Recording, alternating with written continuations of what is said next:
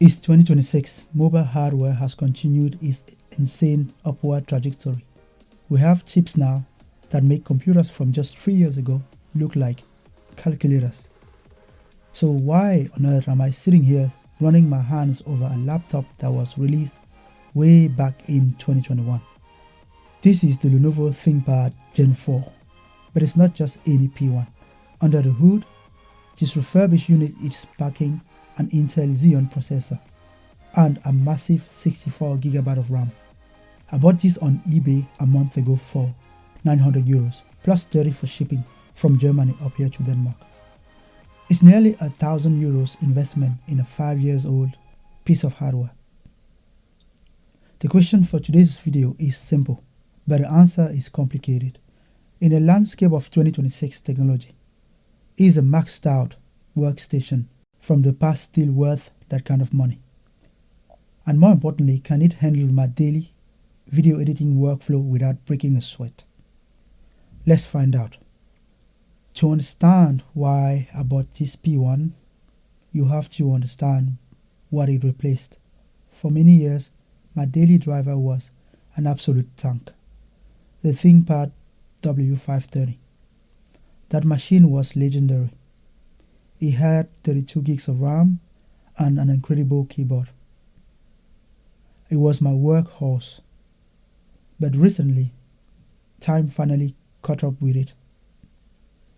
It started freezing constantly. I would be in the middle of an edit or just browsing, and everything will just lock up. I had to hard restart it every single time. It got annoying, then it got infuriating, and finally it just became unusable for actual work. I needed a replacement, and I knew two things. One, I needed stability, and two, I needed a massive jump in performance to future-proof myself for the next few years. I didn't want a consumer toy. I wanted another workstation. Coming from the chunky W530, holding this P1 Gen 4 feels almost alien. It's incredibly thin for the power it holds. Lenovo called this the premium mobile workstation line. And even 5 years later, the build quality holds up. The carbon fiber and magnesium alloy chassis feels rigid. There is zero flex. Port selection in 2026 is usually a nightmare of dongles. But here, we are actually well equipped. We have a total of 4 USB ports. That's 2 Thunderbolts 4 USB-C ports and 2 legacy USB-A ports. A quick note on power. While this beast usually needs its big power brick, one of these USB-C ports can slowly charge the laptop if you're in a pinch.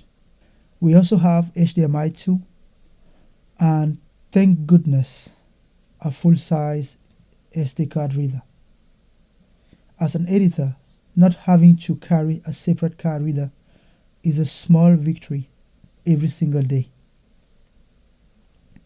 And then there is the keyboard. It has less travel than my old W530, which I do miss, but the tactile bump is crisp. It's still a ThinkPad keyboard, which means it's better than 95% of what is on the market today. Okay, enough about the outside. Let's talk about what really matters. The engine room. Why did I pay extra for a Xeon processor and 64GB of RAM? Because of this. I'm primarily using this laptop for video editing in Filmora right now. Look at that scrubbing. On my W530, this level of timeline complexity would have choked the system. I will be looking at proxy files or waiting for frames to catch up. Here is instant. That Xeon processor combined with the dedicated NVIDIA RTX graphic cards inside this thing just chew through footage. The 64 gig of RAM might seem like overkill to some, but when I have Filmora open, a web browser with 30 tabs for research and Photoshop running in the background, I'm never hitting a bottleneck. And rendering is fast. What used to take me 50 minutes is done in 4 or 5. That's not just a spec sheet number, that is actual time brought back in my day. I haven't had a single freeze in a month I've used it. The stability I was craving is finally back.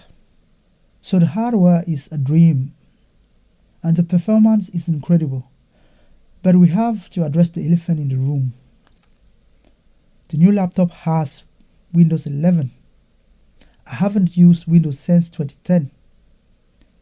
I'm not a fan of Windows 11, especially with all that tracking going on. Actually, let me ask you guys, what do you think about this path Microsoft has chosen? Is it just me being paranoid? Or does the tracking and telemetry in Windows 11 bother you too? Let me know in the comments if you've switched OS because of it. I really dislike Windows trying to decide what I can and cannot run on my own laptop.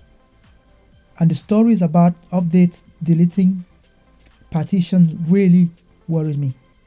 My W530 was running Ubuntu and I already miss it. I don't know how long I will keep running Windows on this, but let's give it a chance.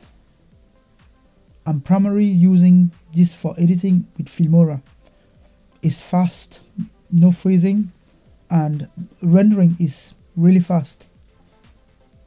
But coming from the absolute control of Linux, this feels like renting the computer, not owning it. Looking ahead, Filmora is superb on this, but I also want to get back to editing with DaVinci Resolve, which I haven't done with this unit yet. Resolve is much more demanding, but based on this performance, I'm confident that Xeon and RTX combo will handle the color grading just fine. I will probably do a follow-up video on that soon. Price of the laptop €900 and €30 for shipping from Germany to Denmark. I'm curious, what is your stance on buying refurbished tech in 2026? Do you trust it for your main work machine, or do you always buy new? For me, my W530 started freezing all the time. It was really annoying. This P1 Gen4 has solved that completely.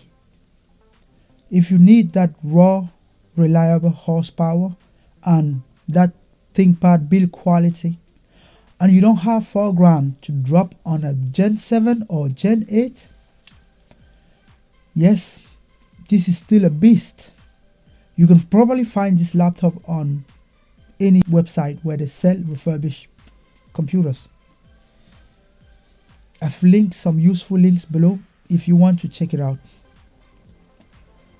I'm Dominic, thank you for watching. Until next time, keep it real, and I'll catch you in the next one.